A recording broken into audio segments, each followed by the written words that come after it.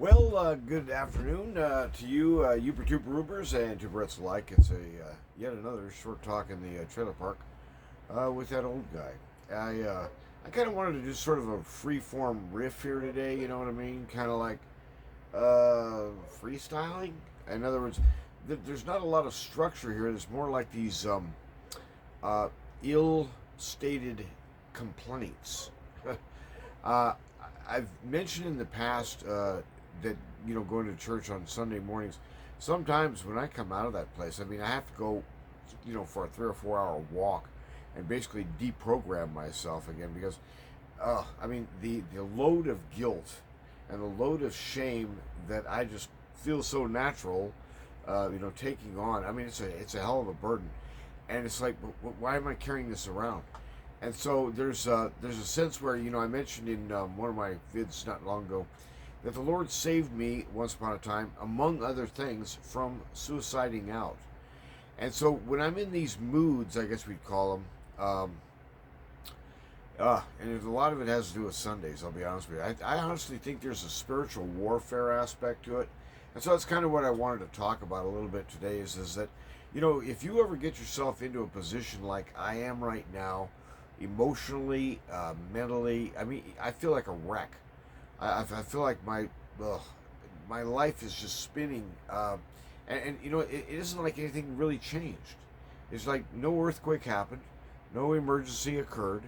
What exactly am I complaining about? And so there's a spiritual aspect to it where essentially it's like an invisible deal. Oh, by the way, here's my unpaid sponsor for the day. I've kind of got stuck on these lately. Extra stout Guinness, and it's 22 ounces, so I'll get two of them. So I figure, well, that's 44 ounces, which is a lot less than 72, which is a six pack. So for years and years, I mean, it was not unusual at all for me to have a six pack a day, and sometimes more. And so, let's call it a chronic drinking problem. Anyway, the point being is that sometimes on Sundays especially, I just want it to end. You know what I mean? I want Sunday to end. I want this miserable trash in my head to end. And I don't know if I'd qualify it as depression exactly. It's more like I just want to get out of here. Jesus said, and I've never heard a pastor or a Bible teacher teach on this, and I'm probably going to foul it up, so be patient. But the Lord said at one point, "Blessed are you who hate your life in this world." And I remember hearing that as a 19-year-old. The same year that the Lord reached in and changed me. Um, I remember that, and he has made a tremendous and profound influence upon all of us. But I think that what happens is, in terms of repentance, we are told to repent, and we think, oh yeah, well, I'm going to do that someday, or whatever. But the idea is that old pattern, the old pattern of trying to somehow, I don't know exactly what I thought I was going to be able to do, but it was like there's always this vague hope out there somewhere that somehow I can measure up, that I could be good enough by whose standards? There's a problem right there. But at any rate, the question was all these years was that, see, this sounds depressing, so I'll go ahead and be depressing, okay? So you don't have to be. The thing is that I knew from a very early age, and I don't know where this information came from exactly. I guess we could credit it to the Lord. I knew that there was something called a judgment coming, and I knew furthermore that the standard was perfection, nothing less. Well, my attitude, as I mentioned in the one video, is kind of like, first, Hippocratic oath. First, do no harm. You know what I mean? If I can't stop sinning, well, then why don't we just stop living? So, in other words, every day I'm just adding more evidence against me, and it's like, well, why am I doing that? So, I thought it was the most reasonable thing in the world was just, check out and go away. And so I was monkeying with the idea. Well, anyway, when all that stuff starts coming back, and here I am, 67 almost, and being haunted again by those same ideas that I was when I was 17, 18, 19, 20, all the way through my 30s, 20s and 30s. I mean, it's been a long ass haul. And the thing is that I just, I want to say, I give thanks to the Lord for His love, for the kindness that He has displayed. I mean, His patience is just alarmingly good. I can hardly believe. But at any rate, here was the short version. You see, I had this secret thing. It's like my secret ID patch. Hey, do you have the secret ID, lighter or whatever. And it was that I thought that God, if He had been doing His job, running the universe according to righteousness and stuff, He would have gotten rid of me a long time ago. So I thought, well, why is it that I have to do your job and mine too? In other words, it's your job, Mr. Almighty, to get rid of people who are disobedient or whatever and cannot be part of your kingdom. Well, I knew that I was essentially hopeless, that I would never really be good enough according to what I can do. And before God, I mean. Now, if you're talking about people, it's easy enough to deal with people and then keep them happy. And I'm not talking about that. I'm talking about there's a sort of an ultimate standard, and in the ultimate end of these things, we end up with the question of hope. Hope? Are you hopeless? Well, in other words, the point is that I was saying all along, yes, I am hopeless. I'm hopelessly rotten, and there's really nothing that even God can do about that. And so, I mean, it was like this weird kind of like brag or whatever, and that was undergirding a lot of this, well, let's progress right into boom, dead. And so, anyway, when all that old hocus pocus starts stirring itself in me, I really look forward to Monday, because first of all, this will be in the rear view. But I mean, just the weird level of emotional distress and loneliness, an astonishing sense of loneliness, and just being cut off. And I don't know exactly what the Lord meant when He said, "Blessed are you who hate your life in this world." But I know the way I took it, and the answer was, well, it sounds like me. I hate life in this world. The corruption, the cruelty, the disgusting behavior.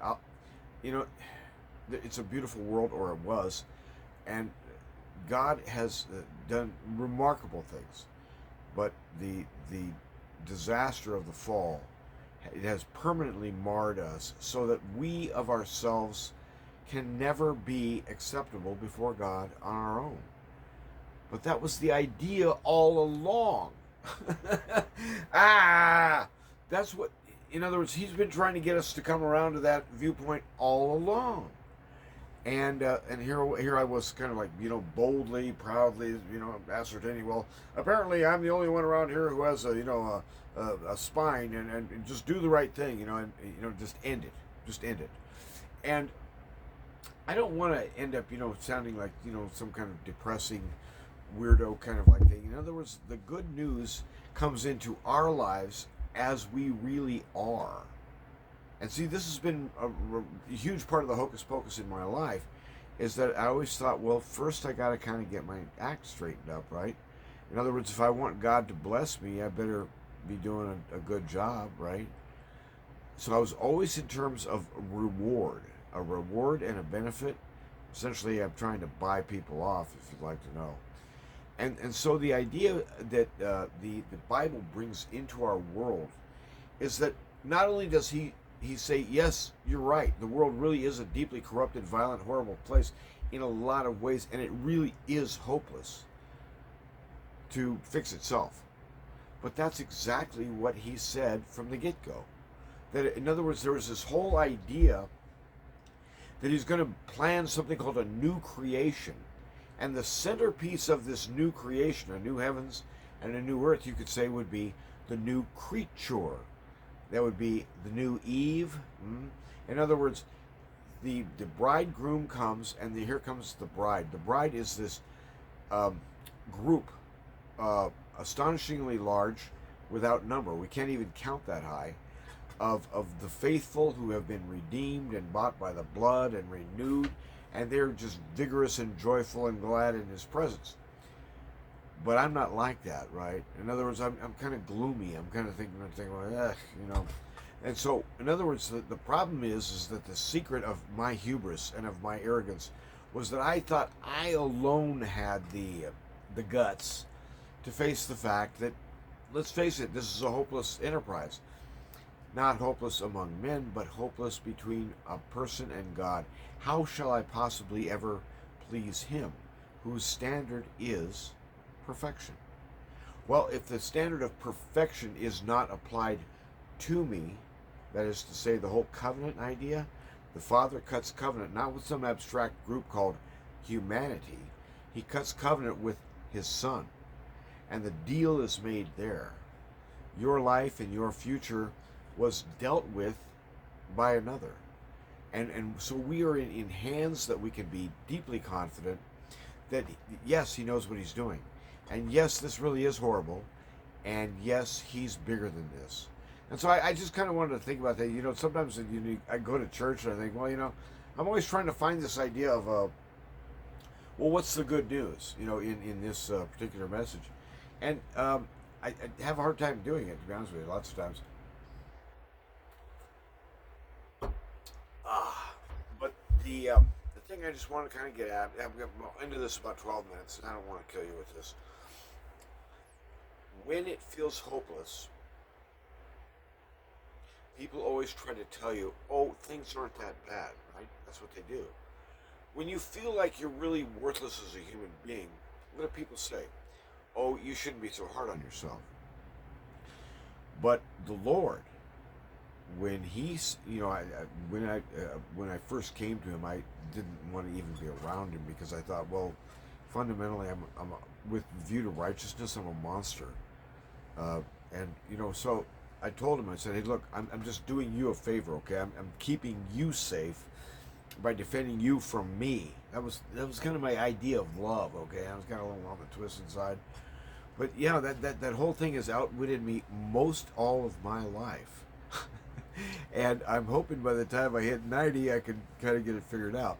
But anyway, I just want to stress one more idea, that the feelings that in any given moment, whether it's a high and happy feeling of like, oh, what, boy, this is just marvelous, or whether it's like, you know, my gosh, what kind of rat hole have I gotten into this time? It's a reading. It's an estimate of the emotional power there. But it's you who, in the Spirit, you begin to avow and disavow. There's a verbal aspect to the confession of faith.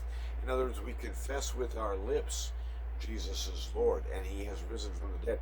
And so, in other words, it becomes a pronouncing thing in our lives. And so I just wanted to kind of encourage you that, you know, if you feel really helpless, the good news is, you know, when I first came to the Lord, I told Him, I said, you know what, I'm a monster. Why don't you just go find somebody who's holy or something like that, you know?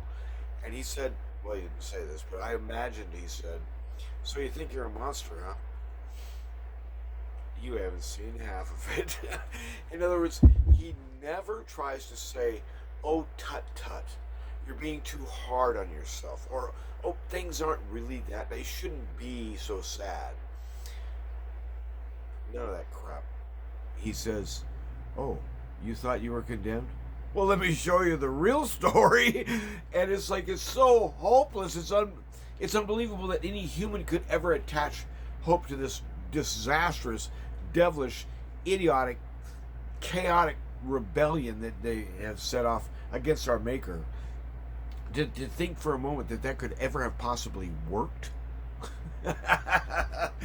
Absolute nonsense. But anyway, I just wanted you to know, hey, if you think things really suck, cheer up. You're right. So, in other words, you're the one who's going to be begin making a difference. You're the one who, in other words, you've heard him who says, I am the light of the world and I am the light of life, says Jesus. Well, guess what? He's in your body. He's in your life. He's in my life by God's grace and by his kindness only. I don't deserve it. I know that forward and backward. And he ratifies that assessment and says, yes, death is the natural output of this, and his love would not rest with that. He loved us humans so much that he set up this outlandish episode to resurrect them as a group, so that in the new reality, the many who are the bride are also one.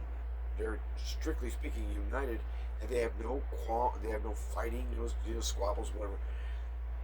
But there's a new thing in the world, and so he's that new thing. And if you're feeling like, man, this is just too weird, just remember that the Lord does say, and some days you think, you look around your life, you say, God, I just hate it down here. Why do I have to stay here? And it's like, well, he's got a mission for us. He's got a job for us. And I don't know exactly what the extent of mine is, but I have a feeling that it's going to be revolving around this idea of this new confession of a new life in me. In other words, this supernatural renewal that he has begun in the lives of his people. He's going to fulfill that in that new creation. And weirdly enough, we're already participating in that resurrected life. We can't believe Jesus without resurrection power in us.